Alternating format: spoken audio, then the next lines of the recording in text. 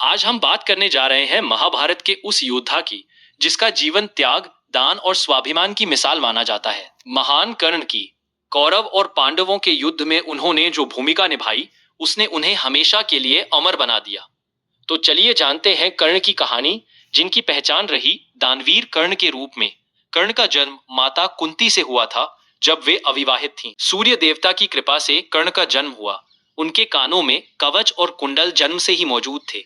यह दिव्य कवच और कुंडल उन्हें अजय बनाते थे, यानी उन्हें बिना अनुमति कोई भी हरा नहीं सकता था।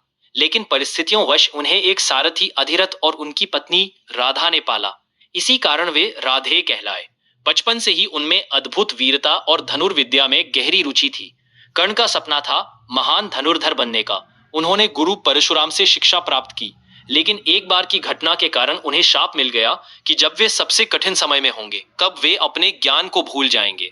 इस घटना ने कर्ण को अंदर से झकझोर दिया, लेकिन उन्होंने हार नहीं मानी।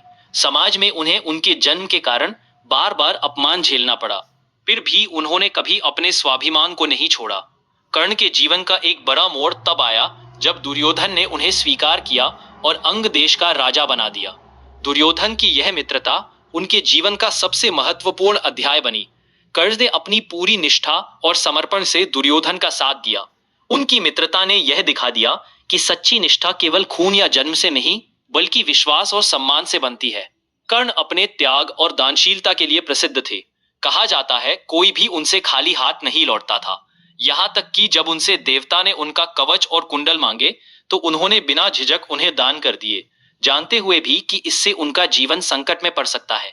उनका यह कार्य उन्हें दानवीर कर्ण की उपाधि दिलाता है। वे अद्भुत योद्धा, सच्चे मित्र और सज्जन व्यक्ति थे। उनमें न्याय की भावना थी।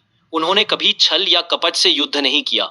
महाभारत युद्ध में कर्ण ने पांडवों के विरुद्ध कौरव पक्ष से लड़ाई लड़ी। उन्होंने कई बार अपने पराक्रम से सभी को चकित कर दिया।